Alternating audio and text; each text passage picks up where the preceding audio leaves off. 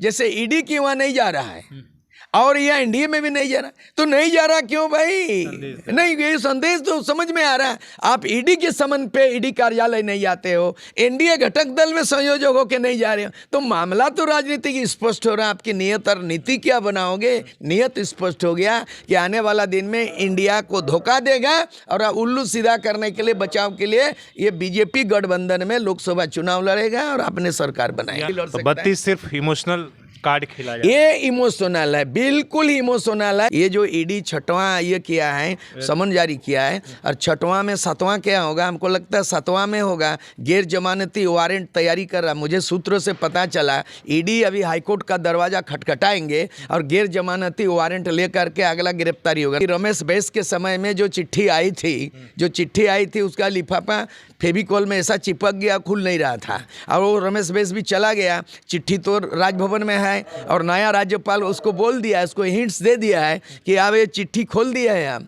समीक्षा कर रहे हैं और कानून सम्मत कार्रवाई करेंगे। तो ये लाभ के पद की मामला में जब लिफाफा खुल चुका है, समीक्षा होगा, तो 2 डंडा इसका 2 तलवारें लटक रही है इसकी, है ना, कुर्सी जाने की। एक हो गया सदस्यता समाप्त, जो चुनाव आयोग ने लाभ के पद पे नोटिस जारी कर चुका है, वो जहां जारी हो गया सदस्यता समाप्त। दूसरा चीज है 7वां सम्मन जारी करने के उचित नहीं है, जो कि हमेशा ईडी का रिकॉर्ड रहा है कि तीसरा सम्मन जारी के बाद सीधे गिरफ्तारी हुई है, पूरे देश का रिकॉर्ड है। अब पिछले बार जो है ना 5 राज्यों के चुनाव के परिणाम के बाद तुरंत जो है ना एनडीए का मीटिंग हुआ।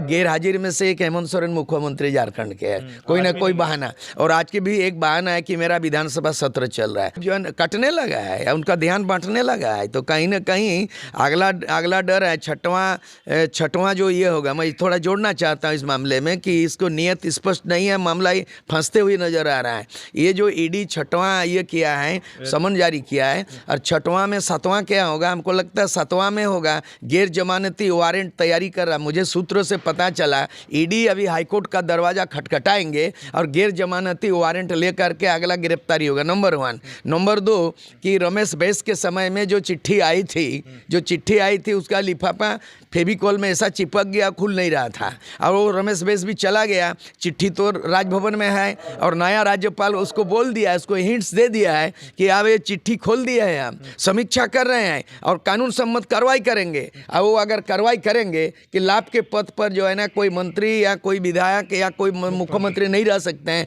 ऐसे मामले में कई लोगों का सदस्यता जा चुकी है। ऐसे सदस्यता सोनिया गांधी का जा चुकी है, उसके बाद जो है ना आपका बहुत सारे लोगों का गया इस्तीफा देना पड़ा है। तो ये लाभ के पद की मामला में जब लिफाफा खुल चुका है, समीक्षा होगा, तो 2 डंडा इसका 2 तलवारें लटक रही है इसकी, है ना, कुर्सी जाने की। एक हो गया सदस्यता समाप्त, जो चुनाव आयोग ने लाभ के पद पे नोटिस जारी कर चुका है, वो जहां जारी हो गया सदस्यता समाप्त। दूसरा चीज है 7वां सम्मन जारी करने के उचित नहीं है, जो कि हमेशा ईडी का रिकॉर्ड रहा है कि तीसरा सम्मन जारी के बाद सीधे गिरफ्तारी हुई है, पूरे देश का रिकॉर्ड है। नहीं वक्त क्यों दे रहा है, क्या कारण है? कोई खिचड़ी पकड़ी? हमको लगता है कि ये जो 2 बार इंडिया मीटिंग में नहीं जाना और इस वजह का संदेश है कि भाई मैं इंडिया के साथ नहीं हूँ, मुझे बचाओ। जैसे बिल्ली चूहा को घेर लिया है, एक बिल्ली चूहा को घेर रहा है और चूहा जो है चिल्ला रहा मुझे बचाओ। तो हमको लगता है कि ये जो नीति नियम निर्धारण भाड़ में जाए,